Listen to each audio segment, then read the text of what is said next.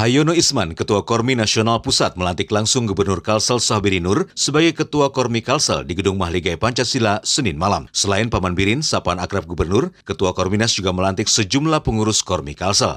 Paman Birin menjadi Ketua Kormi periode 2018-2023. Adapun target rencananya dilakukan oleh kepengurusan Kormi dalam setahun terakhir ini, salah satunya mempertahankan posisi Kormi Kalsel di 4 besar atau lebih di Fornas ke-6 tahun 2022 di Palembang pada Juni mendatang.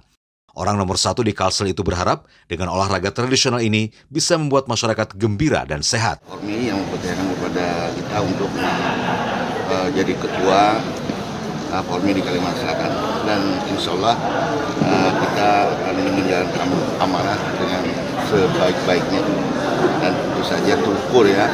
Dan kita berharap dengan olahraga tradisional seperti ini, kita berharap masyarakat kita semakin gembira, karena mindsetnya itu olahraga masyarakat itu kan olahraga yang membawa kegembiraan dan memberikan nilai sehat.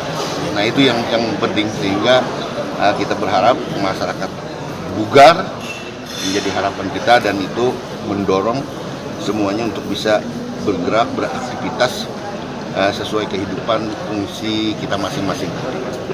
Ada pekerja, ada di masyarakat, ada apa semuanya.